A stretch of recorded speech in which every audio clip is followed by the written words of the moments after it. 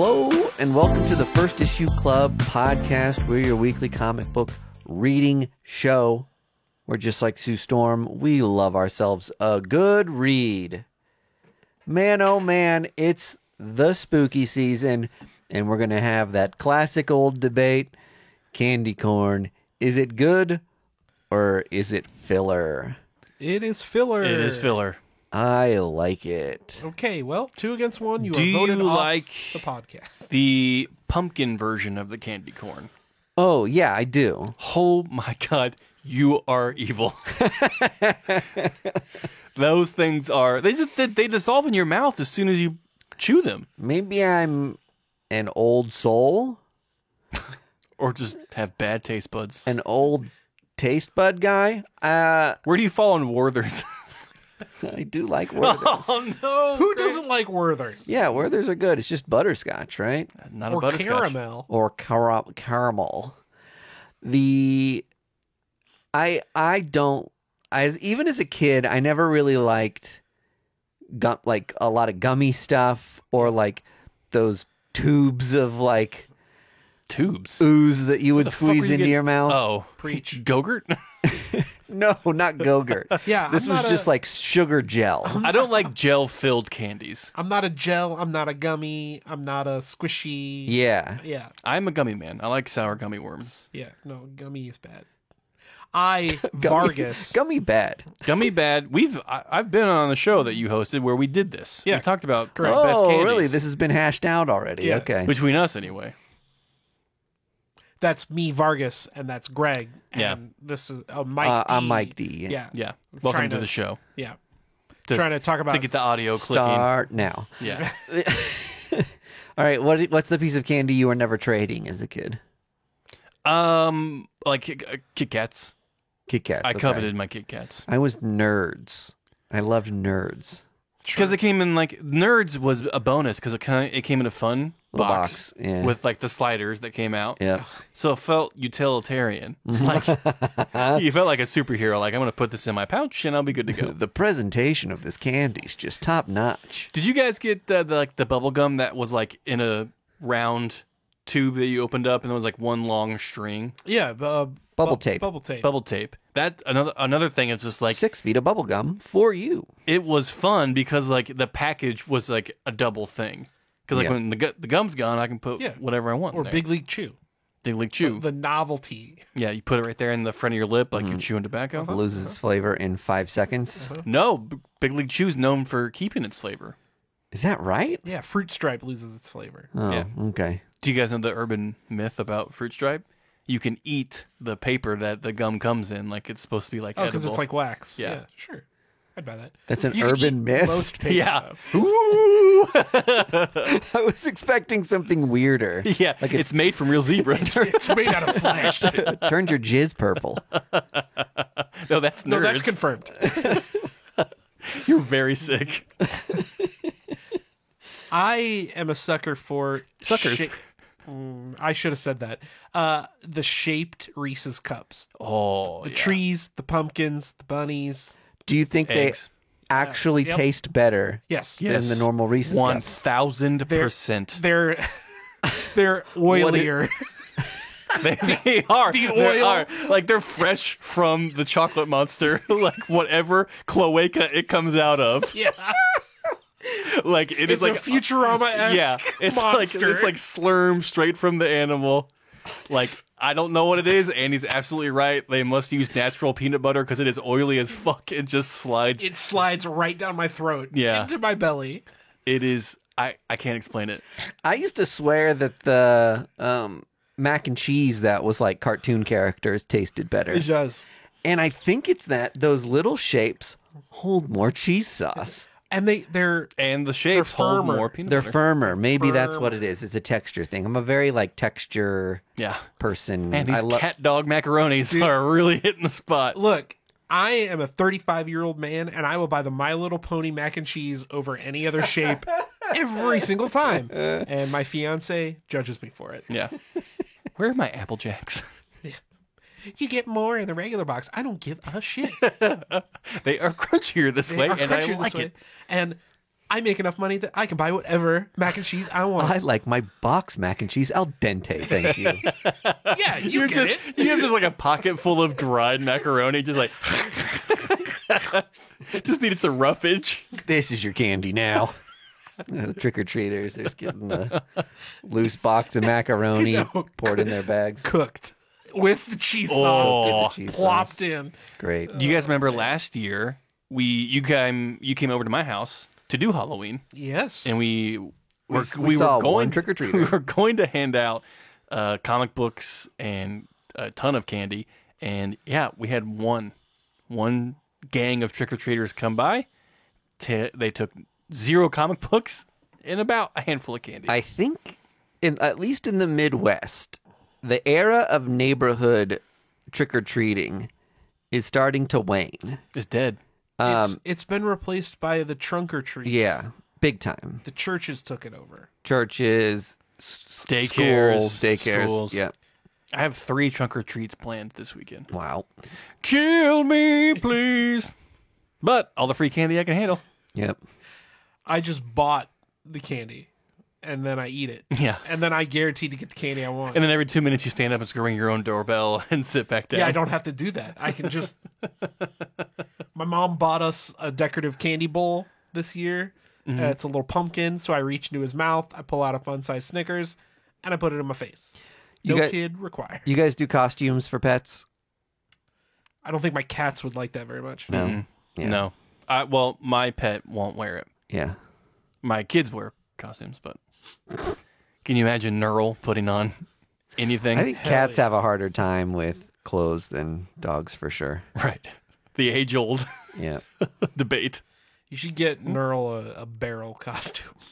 I want to get him a fucking coffin costume and just be rid of him. Neural rules. Neural's fine.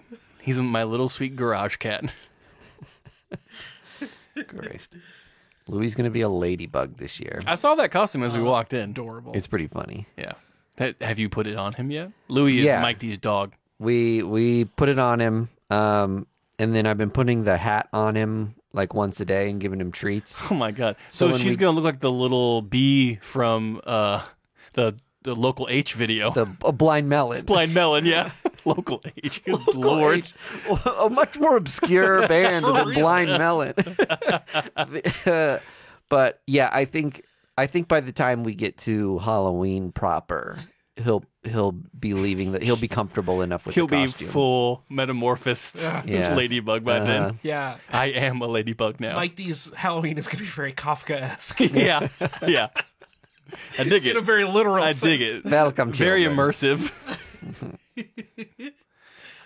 Do you guys have, before we get into the first issues, maybe a spooky comic book that you like to read around this time, or do you guys enjoy spooky comic books? I do. I'm really bad though at revisiting things that I've already read before. Right.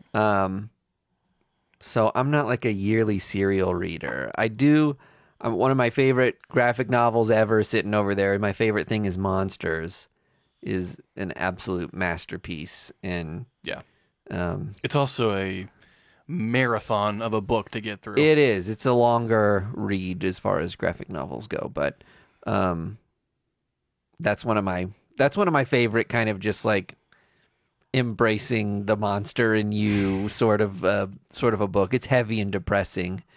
right up but your alley. That that stuff that stares you right back in your face Yeah. and The real monster and is shows you. who you are. That's the real scary stuff. I also think I've had this take before that while I feel like I buy and consume a lot of horror comic books, they don't necessarily Consume you. scare.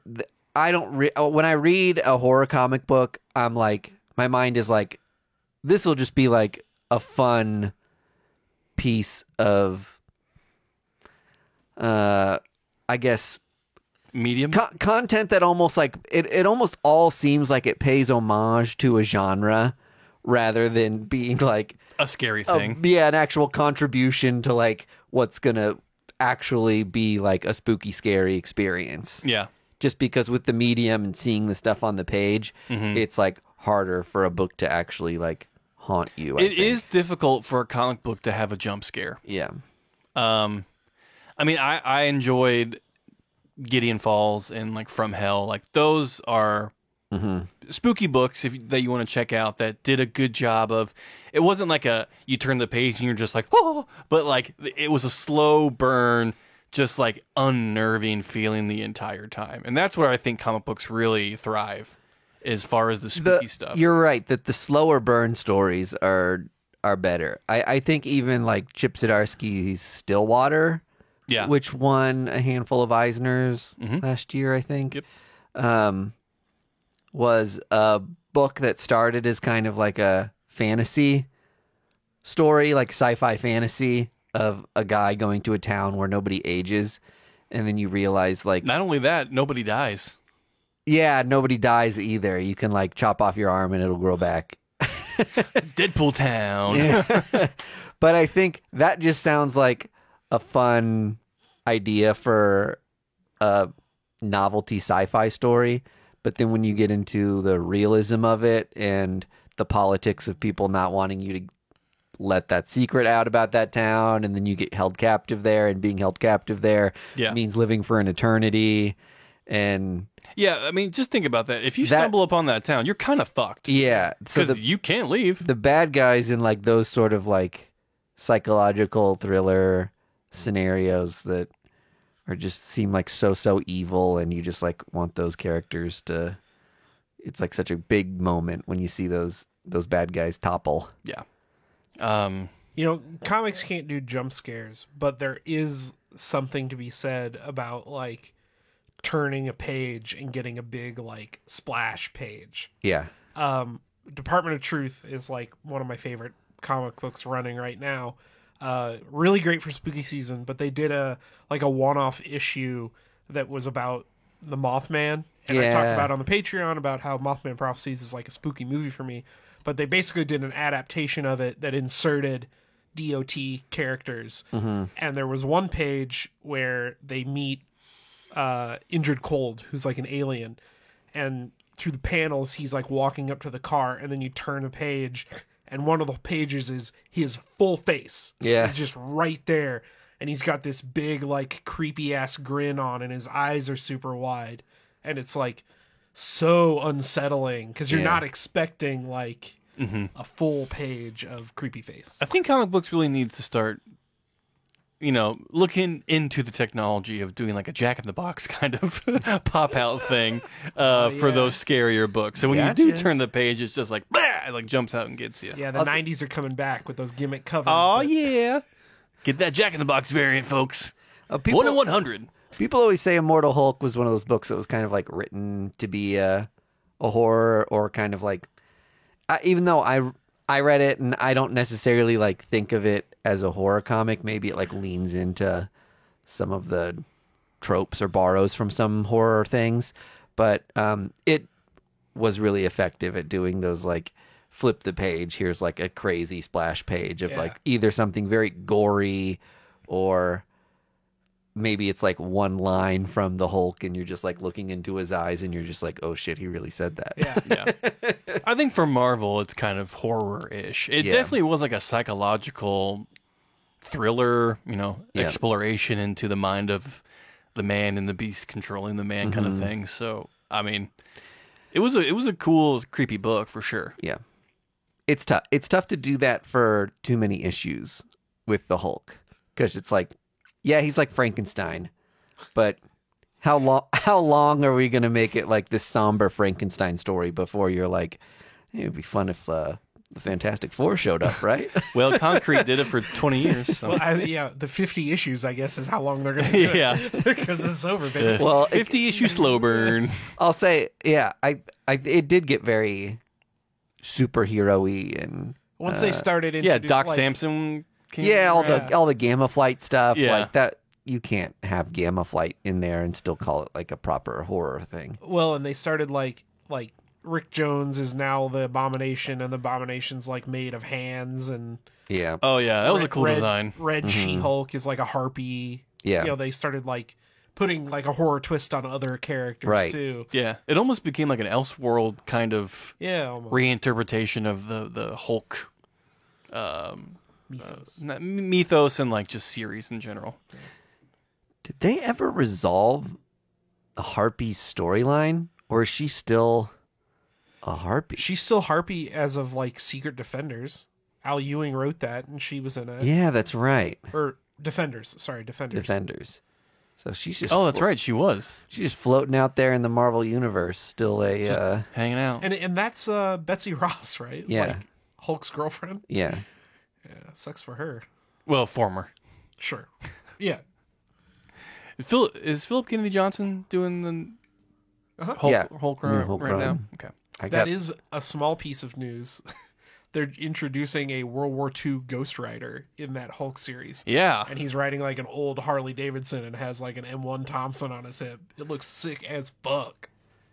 It's pretty cool. So something's going on with Cosmic Ghost Rider too. He's like an alternate reality version now. Like they've twisted it enough where it's like it's not the Frank Castle we know kind of thing.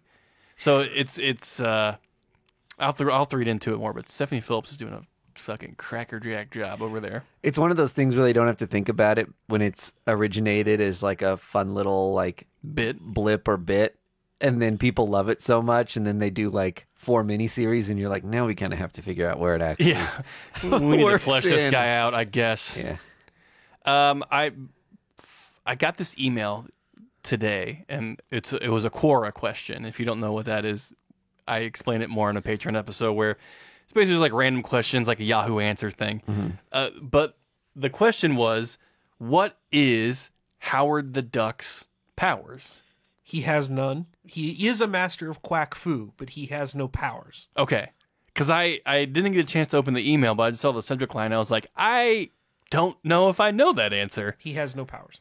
He is from. He is a planet- duck. He is from a planet of duck people. Mm-hmm. He knows his version of karate, quack fu, and that is it. And he's a litigator? He's a detective. Detective, right? I feel like Detective? I feel like I read a story once that confirmed that his power was luck or something. Oh, so he's like Domino. Oh. He's like a domino type. Dumb luck. Yeah. But not like useful luck. Like he doesn't win the lottery. no, But like he'll it's find like the piece of paper that points in the direction of. he'll fall off of a building, land in a awning, and go boing and be fine. Oh, he's got plot armor. Is he Mr. Magoo? He has plot armor. Oh wow, we are. You fixed your lighter. I was playing with it and I thought I broke it, but we're back in business. Well, now that we have all the fun banter out of the way, should we get into said comic books? Oh, before, did you get a chance to read Beneath the Trees yet? You told us that you. Which one's Beneath the Trees? The one I talked about, The murderous, the murder bear. like No, I ordered Richard it. Scarry style. Yeah, no. Dexter's it sounded so good when Vargas was talking about it that I got on Okay. later that night. Because and I was just like, ordered it. I wanted to hear what your thoughts about because I read it and it was just blew me So good. through the roof. It was so good. Yeah. One of the most unexpected hits of 2023. For sure. In fact, IDW had a convention exclusive foil cover of the B cover, the one that looks like the The book. the book. But it was like $50. God damn it! Why Too did they much. do that? Yeah, that's not fun. That's not fun to spend $50 on a book you really love. Yeah. Like it's just out of the reach of like attainability. You know what's also not fun is that Sitting on a cactus. God, it's so right. And I'm glad we finally got to this on First Issue Club. I feel like you go to these conventions and it's like, okay, there's all these convention exclusives. It's so fun that I got to be here to get the convention exclusives. Everyone's going to there's tons of people who as individuals sell the convention exclusives online, which is like one thing you can't prevent. But the other thing that blows my mind is that retailers order so many of these that they plan to sell them online, and they still are like the NYCC exclusive foil cover of something is killing the children, 30, and it's $40, and every store seems to have 1,000 copies. like 1,000 copies of this thing. And it's like, it kind of takes the fun out of going to a convention and being like, oh yeah, I'll spend $30 on a book and Have them ship it to me. I'll be one of the only people who has it versus, people can buy it on sale for less than I got it for Yeah. being at the actual convention. At that point, it becomes less of an exclusive. Yeah, right.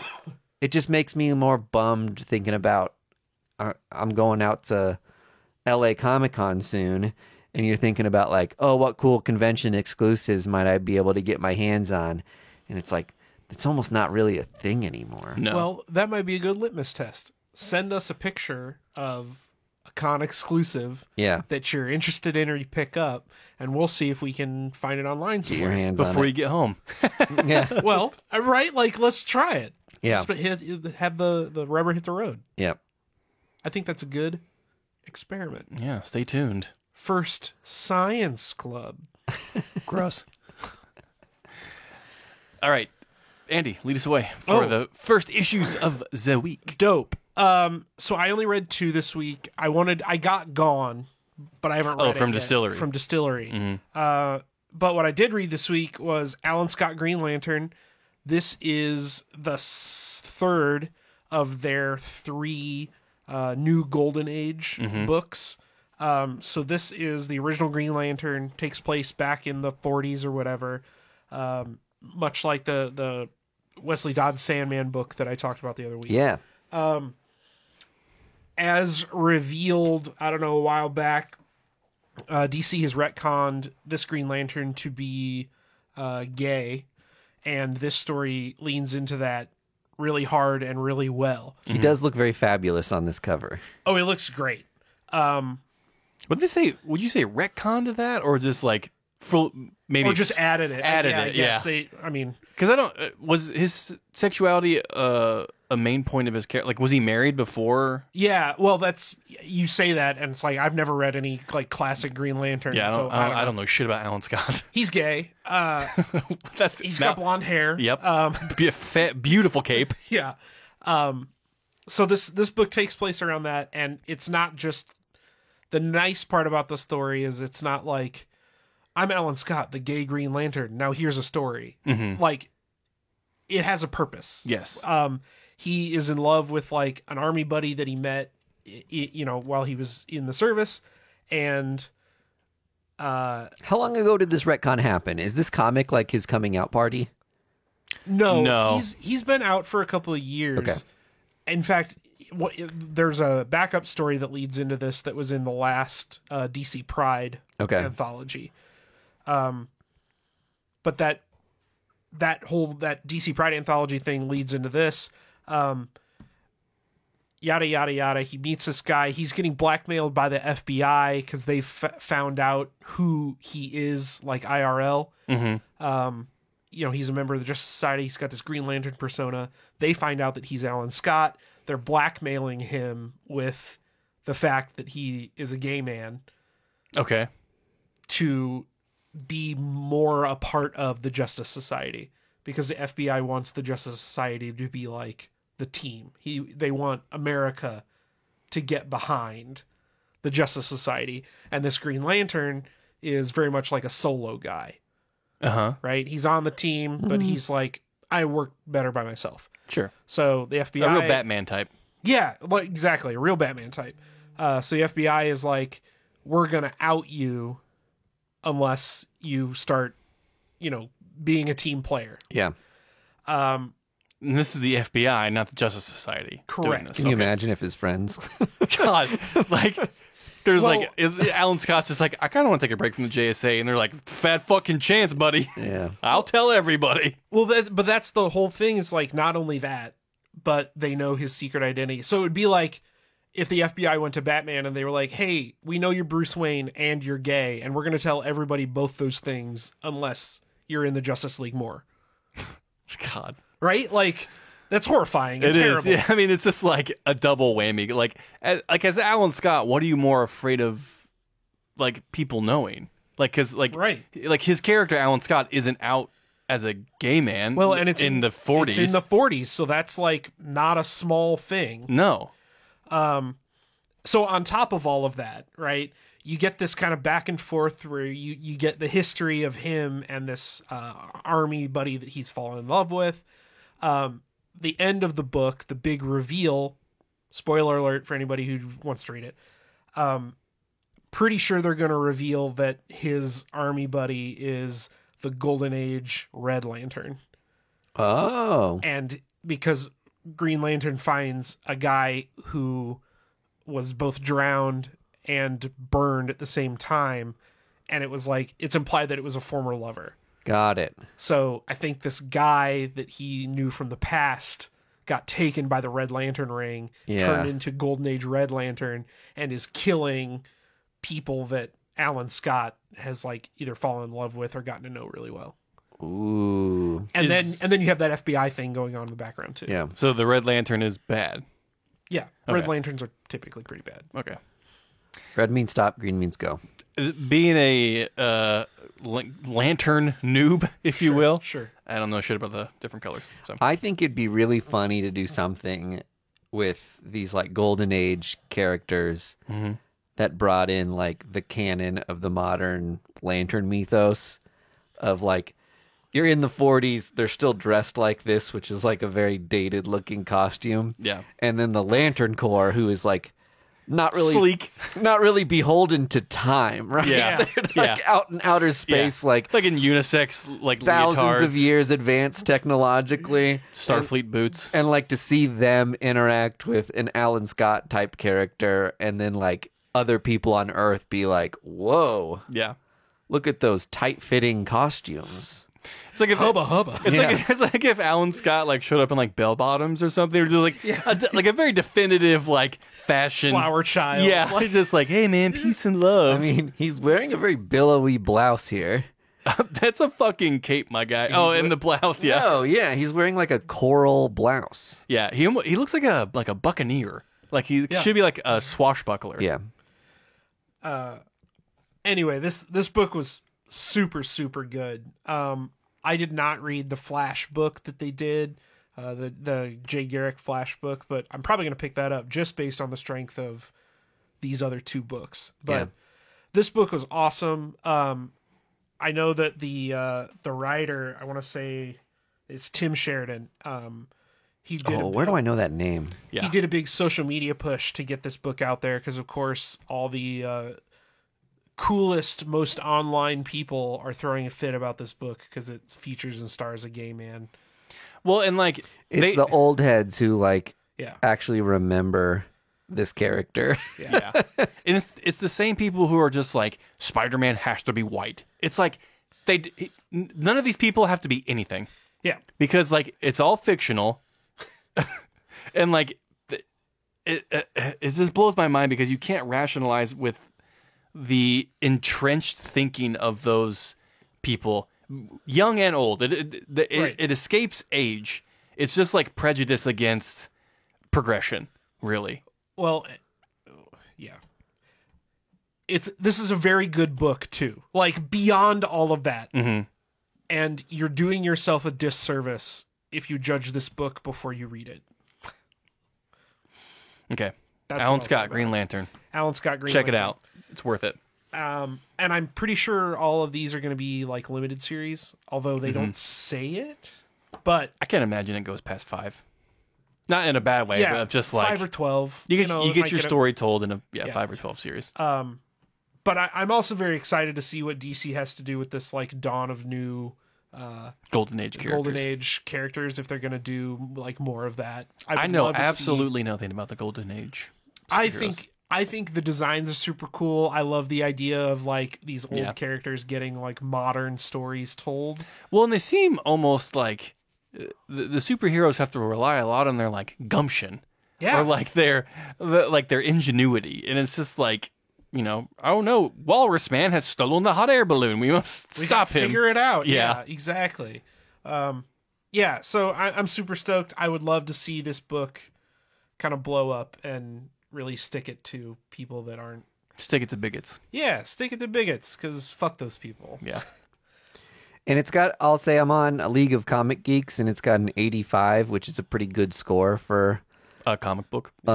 Yep, exactly. And I think this is one of those things, too, where you're just hearing from people who don't actually read comics that they're mad The about loudest stuff. voices somehow rise to the top. But Yeah, exactly. us real ones know.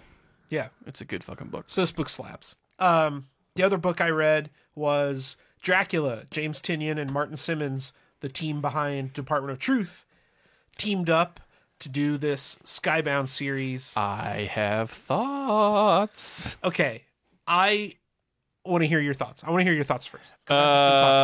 First thought, fresh out the gate. Reinfeld looked a lot like Robert Smith from The Cure.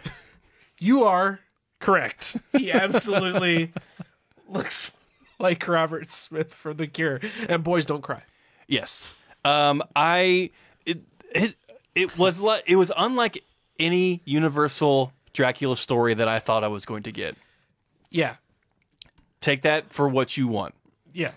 There was some cool imagery where Reinfeld is like eating bugs that I thought was kind of fun. I loved the attachment that he has to Dracula and the dedication of just like, I am unhinged to what?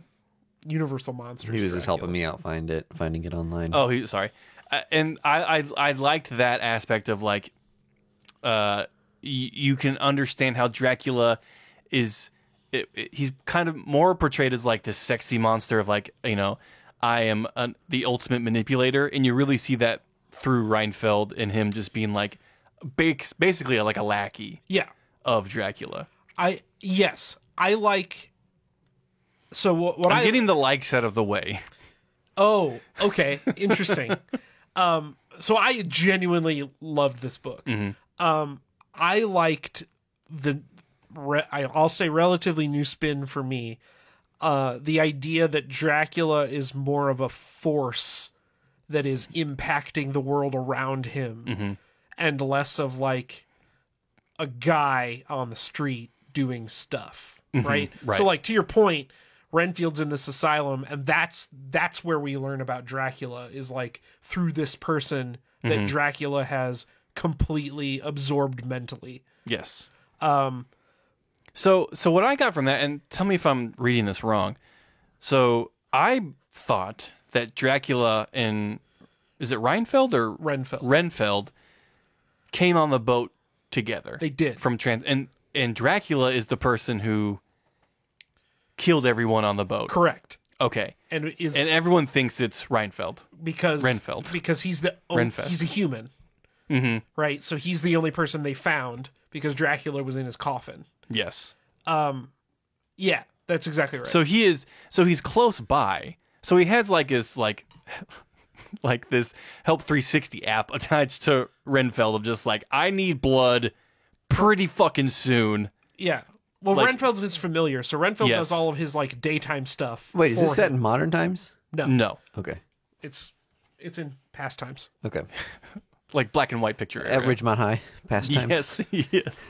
Yeah, he's basically just like his errand boy. Just like, I Yeah. need my dry cleaning picked up. Like, can you go get some laundry detergent for me? And also 16 quarts of blood. Yeah. Okay. Is Cool. So far, we're good. Is the comic more like Renfield's story? It's told he's So- used as a framing device. Okay. Yes. What I've heard is so how the story goes is he is in an institution right now because he was picked up off the boat for allegedly committing these murders Yep. on the boat. And this is where we get the story of Dracula told to us from him through the psychiatrist. Does that make sense? What? Renfeld's I telling- lost you there on like who the narrative is coming from. Renfeld is telling the psychiatrist of the institution about Dracula. Oh, he's being honest to the psychiatrist. And the so- psychiatrist okay. is just like, You're a crazy person. you have bad blood. yeah. You have blood poisoning. We're going to take it all out of you Yeah. and put new blood in, which is a real fucking thing that they did. And still do. Yeah. Hey, baby. I read in some news on the comic book websites that's gonna the psychiatrist may be the through line of the Universal Monsters books through Skybound. Like, he's the linchpin. Yeah. Like, all of the either victims or actual Universal monsters will be connecting through him. And probably Van Helsing. Yes. Like Like, Van Helsing's the professor they talk about. yeah. Like, yeah. So this is like their Arkham Asylum, pretty much. Yeah, exactly. All the monsters are going to be And staying here. it'll stay within the Universal Monsters group. They're not like going into like Spawn or anything like that. One can only Holy hope that hell. Dracula shows up in Void Rivals. Speak it into existence. So you guys would be happy with Optimus Prime v Invisible Man. that. Do you think so? I can't remember. We might have been talking about this on the Patreon, but there are some people. We kind of talked about how there's a camp with the Universal Monsters who are like, Yeah. this stuff is sacred. Don't do anything with it. Yeah. It's the same people who This would- scream over not getting their Harry Potter house. This would like really piss those people off if Dracula showed up in like Spawn or Spawn showed up in Dracula. Oh, absolutely. Absolutely. Yeah, they would lose their fucking minds. Yeah. Okay. So what didn't you like about this book? I want to hear your criticisms. The only criticism I has was the pacing was kind of loose. Like the blocking of most of the panels, it flowed differently, which was intentional. Yeah. It was an intentional disorienting flow of the book to Yeah. kind of mirror how people kind of look at this guy in this institution. Like he's kind of unhinged. Yeah, you don't hire Martin Simmons to do a 9-panel grid. No. No. Darkseid is, this is not. Yeah, exactly. So like that took me out of the story a little bit. Whoa. However, gorgeous. Martin Simmons just Fucking master. Yeah, just blew it out of the park. The second criticism I have is I think there should have been a double issue. Yeah. I wanted this to breathe out a little bit more. Yeah, I get where you're coming from. I know it's Mina Harker and her Lucy. Mm-hmm. That stuff is kind of interjected oddly Uh-huh. into Yes, it's the wives yeah. kind of like going through the notebook of just like, oh, we're not supposed to be reading this. Yeah. This men conversation. Yeah, exactly. That stuff is interjected. Yeah, because it's just a standard size comic. Mm-hmm. I'll buy that. But it is very good. And Yeah. if you are a fan of Universal Monsters or, this dynamic team of Martin Simmons and James Tynion, you will not be disappointed. This delivers on everything that you want. I just wanted a little bit beefier premiere issue. Yeah. I mean, this is Skybound has been toting this for months now that, hey, we got Universal Monsters. Why wasn't this bigger? Yeah. You know what I mean? Like, why wasn't this given a more bombastic premiere issue?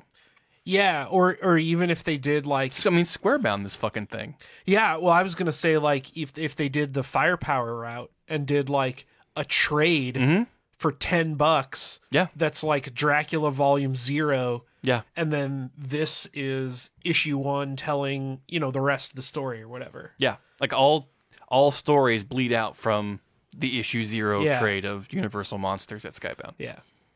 That was my only criticism. Writing A+, art A+.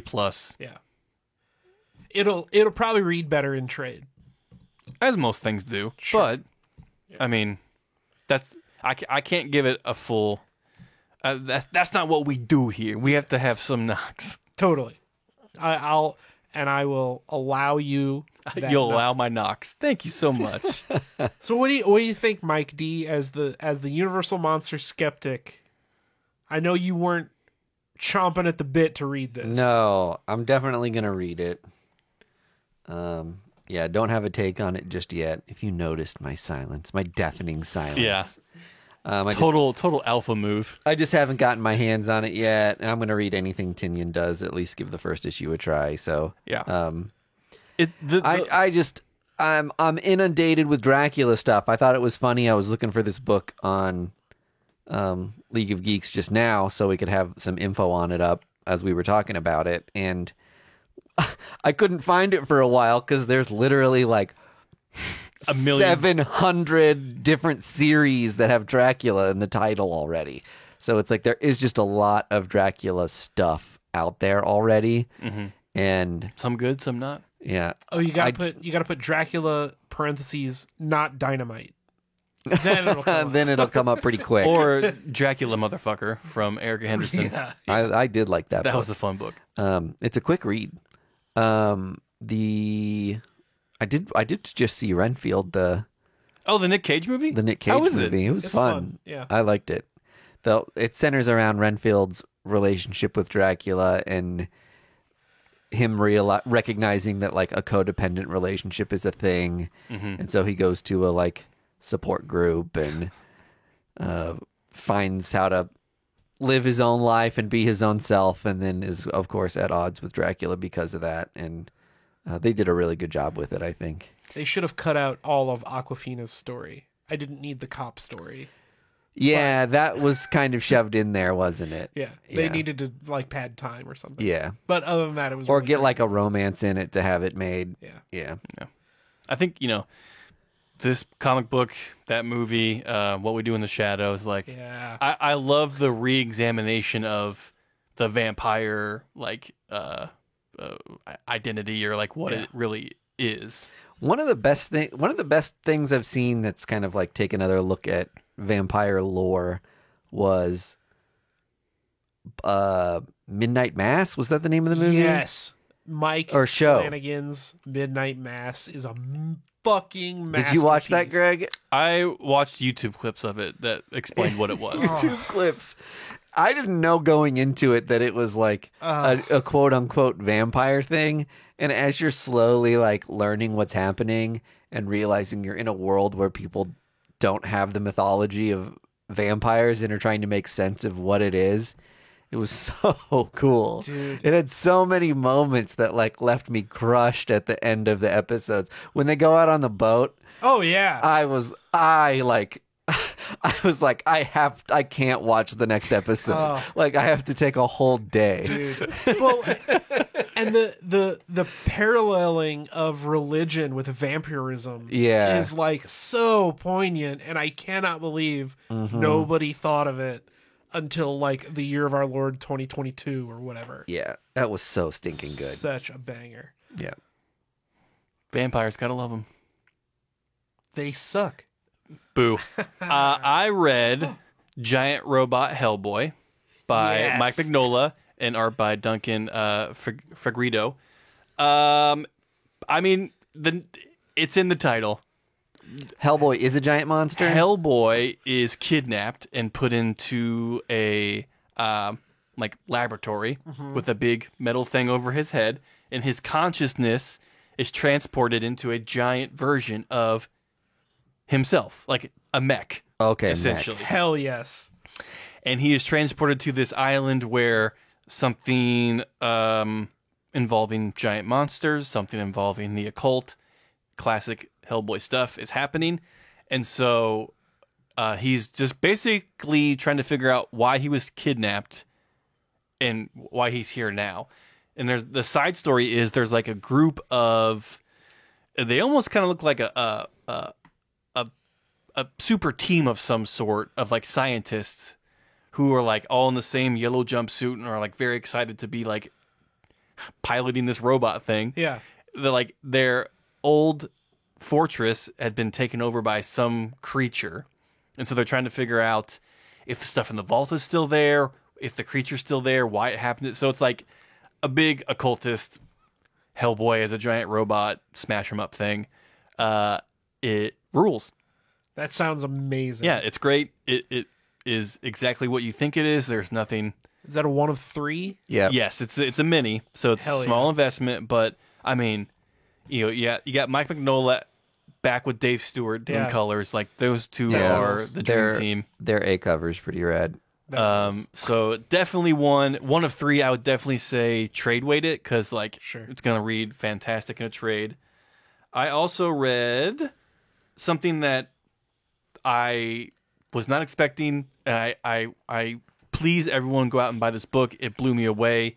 It is called Paladin of Axes from Image Comics. It's by Jerry Duggan, David O'Sullivan, and Joe Sabino. It is a full-on 72 page one shot. Oh, big old thick boy. Yeah, that Jerry Duggan has been slowly writing with David O'Sullivan on his Substack, and they finally released it for the spooky season. Got it. It is like Quantum Leap meets Doctor Who meets Invasion of the Body Snatchers meets Twilight Zone meets Whoa. Elves. Like, it is funny. It is like poignant. It is like it is visually incredible. And there comes a point in the book mid story where it does this flip, like just kind of goes a full 180, and you get a story that you had no idea you were going to get. And it was the surprise hit of the week for me. It was just a freaking delight to read it. So Hell yeah. if you are into just like long form one shot, one and done stories by amazing creators, like this book is like, it's like $6.99 too. Like, it's just an easy Hell investment. yeah, for sure. You can go get it on like Omnibus or something. Just Yeah. if you're a digital reader, just cruise through it. It's super, super good. Axes refers to guitars here. It does. Okay. Hell yeah. This looks like a pick. Yeah. The so if you want more info on the story, this guy right here, the Paladin, Our boy. dies in a plane crash. He's part of this like 1970s supergroup. He's the roadie. Okay. And like he later finds out that the guitar that the lead singer is cursed. And so when he's laying dying in this plane crash, a portal opens up below him, and these like elves that you see surrounding him pop out of the ground and take the guitar, of just like, oh, thank God we found Yeah. the guitar. And the guy's like, please save me, I'm dying. And so they recruit this guy to go around and find other cursed instruments that the devil made That fucking rules. to That ruin sounds the really world. cool, yeah. And so it's just like his story of going on these missions, fighting with these little elf creatures, and like basically trying to get back to the love of his life back in 1975. That rules. And it's just, man, it was a good time. So All right. Okay. I'm a little bummed it's only one, Yeah. but nothing gold can stay, because I would love to see many more stories of him going through time to hunt down cursed musical instruments. I mean, Jared Duggan does short stories really good, though. Yeah. Secret History of the War on Weed and Yeah, but- Giant Cock Jew. But I mean, fuck yeah. But like he could still do that Totally. with this book. Like Yeah. it would just be like one shots every year, like another entry into the Paladin of Axes. yeah. like- maybe it'll be Paladin of Axes is the new Axes of Evil. the new Klaus. And then finally I read Tony S. Daniels' Edenwood. Yeah, that's the demon one, right? Have you read it? No. It looked really good. It was very beautiful. I'm getting Amber Alerts on my phone. Sorry, Yeah, I'm getting everyone. Amber Alerts, If too. you hear the buzzing, we're getting an Amber Alert here in Missouri. Yeah, Edenwood. It's from Tony S. Daniel. It was visually incredible. It was confusing at best. Yeah, I read the description and I was like, I have no idea what this comic is Well, about. because he fucking drops you into the middle of the story, page 1. And Sure. I was like, Tony, you can't be doing that. I need a little more of a setup here. And by the end of it, you kind of have a better idea. But really, I mean, this is probably a passion project for him, because like he is very invested in these characters that he's created and the world he's created. Sure. A lot of lore. A lot of lore.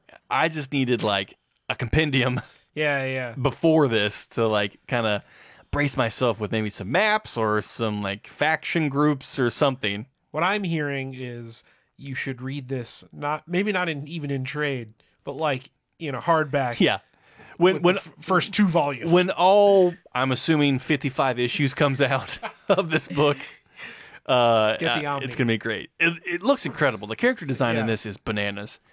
The first line of the synopsis starts with an eons long series of multiverse wars between demons and witches has found its way to Earth. That is not explained. Yeah.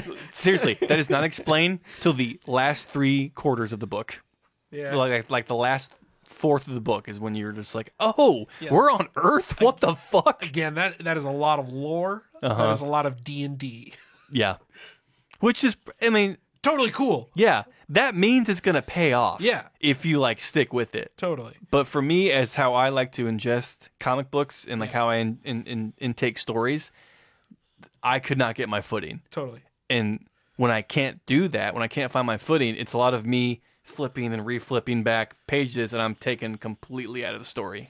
Yep. Not a bad book though. It's just like I needed a little more hand holding for a Was second. this the cover you got? Cover A, yeah. Okay. I mean, sexy characters, guys in masks, capes. It's Tony Daniel. Yeah. Can't go wrong. Oh well. Dope. Mike, did you have some stuff you wanted to cover? I just grabbed a couple books out of my short box that are from a couple weeks ago, but I went with a spooky theme. Yay! Spooky, scary. Of course, you can't have a Halloween episode without talking about Cullen Bunn. Of course. We So- recently couldn't have any episode not talking about Cullen Bunn. So I read The Midnight Show, which is a small town, has a little art house theater, and they get their hands on a copy of this like old Hollywood Oh, cursed movie. horror movie that's supposed to be lost to time. They get their hands on it, and as each of the kind of universal monsters is introduced in the movie, they show up in that town too. Oh, That's amazing. hell So yeah. they're throughout the series they're contrasting like what's going on in the movie, and then every other panel is like in town, and then the other panels are like in the movie. Holy shit. So That's- really cool. That's the Six Gun Team, right? I was gonna say the Six Gun Team. It's Brian exactly Hurt, right. Yeah. Cullen Bunn. And Bill Crabtree. Bill I Crabtree think, and did Jim the Campbell. art, yeah. They're back in the saddle again. Ready to ride. But less in the saddle because this is not a western. Yeah. They're back in the theater again. There it is. So that I thought it was really fun. Is it a one and done or is it? No, it's I think it's a short series. And then Welcome to Riverdale. Did anyone cover this? Not yet, but I read it. It's you read cool. it. Yeah, it was kind of fun. It's a Chilling Adventures Archie Comics So you know you're in for a good time. story, yeah, where they kind of let these go over the top a little bit. And this was, I don't know if it was close to any like archetype. Is that the camp slasher one? No, Okay. it's not. That's it.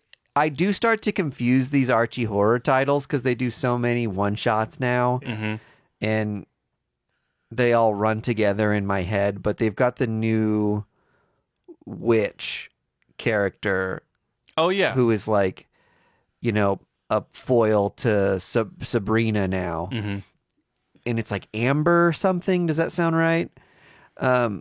In any case, she's the baddie in this comic, and she escapes like a mirror dimension in this, and is going to go after Sabrina. So it's a one shot, but I think it maybe sets the table a little bit more for this character they introduced like a year or two ago. Cool. To be more of a bad guy in a Sabrina book. So Cool. if anything, just a fun, almost like Stepford Wivesy kind of story where you go into Riverdale and it's so cheery and happy It's idyllic. that you're like something's amiss and creepy here. Yeah.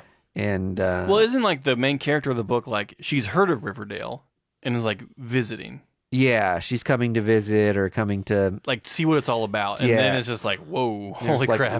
there's like one other person that's unaffected by the like charm that's been put on the town. Sounds dope. I would love if they would collect all of these. I was just going to Archie freaking horror. say that.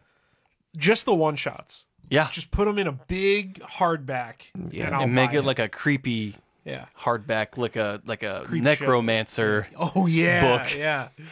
The Book of the Dead. I Make hope it Jughead's face like stretched, like the Necronomicon. Necronomicon. I hope they still do. Not that I've been enjoying the one shots, but I really loved the miniseries. They did like Vampironica Oh yeah, and like the Jughead the Hunger. yeah. Betty was a werewolf hunter. Yeah, those were really fun. Blossom 666. Yeah, that cool. book was awesome. Did Cullen Bunn write that one? Sure did. That was Man. one of the better ones. Love us a good Cullen Bunn. Yeah. I found out that some of the old Afterlife with Archie variants I have are worth like $40 a Yeah. piece. So Yeah. if you've got, I know you bought a lot of those, Greg, so you might want to I think I have them all. take a peeper at some of the, if you have variants for some I of them. have Archie meets Kiss, all the Frank Cavilla Oh, variants. cool, yeah. And those go for a lot of money. Oh, nice. And it's just a funny series too. Yeah. I think my favorite Archie book that I have, even better than Archie versus Predator, is Archie versus Sharknado. Sharknado. Oh, I didn't know that was a thing. Yep. It's Yeesh. awesome. I've said it 100 times before. The complete lean into the absurd that Archie has done with the horror stuff was the best thing it could have Oh done. yeah, At 100%. chef's kiss. What did you think about Mark Waid's, what was his series called? Archie. Life with Archie, or yeah, it was just Archie. That's right. Okay, yeah. Because, dang it, who did Saga? Val Staples. Yep. Fiona Staples. Fiona Staples, yeah. Fiona Val Staples Staples is the did The art. the first arc Yeah. Yeah. of the, and it was It's so good. so good. Was it good? Okay. Yeah. I didn't keep up with it. Because Chip Zdarsky did the Jughead series. Yeah. Yeah. And it Those tied into Yeah. each other. Yeah. and Cinna Grace did the Jughead Time Cop book, Oh, that's right. Yeah. where like Jughead is like a policeman through time. Okay, but that's not related. No, it is. It ties into the regular slice of life book. No, but I'm just saying. The Archie whatever hub. Yeah. They've Done a good invested- job in all arenas. you're Yes, saying. like they Yeah. invested into these like really progressive and like invested creators, and like the world has seen a resurgence in Yeah. my eyes. Like new people getting into Archie and like the stupid shit that he fucking does. And I think all of this is like it would have happened whether or not we got the Riverdale show or not. Yeah, Because they'd already taken that turn into the horror stuff. the horror stuff before that, and Man, that's true. kind of like some short miniseries that were a little more, like you said, slice of life things for the town. All right. We did it. I hope you had a spooky time with us this week. If you want more spooky stuff, go to patreon.com/firstissue club, where we discuss a lot of scary movies on this week's Patreon. Oh, yeah, we did have a little bit of a horror movie combo. Yeah, and we got Planet Comic Con in Kansas City coming up in 2024 in March. Sure. Can't and- ever announce it too early. And well, when I speaking saw the speaking of early announcements, when I saw the announcements, I was like, "Oh my god, that's so far away still." we can plan our hotel stay. Yeah. But Mark Waid was announced, so that'll be great. And Jimmy Palmiotti is going to be there. Francis Manipool. Francis Manipool, and there will be many others to be announced from here. We're hoping we are planning some stuff with Boulevard Brewing Company to do some stuff for the con, so expect First Issue Club exclusive content of Planet Comic Con, 25 years of comic fabulousness. Right on. We're on all social medias. Until next week. Bye.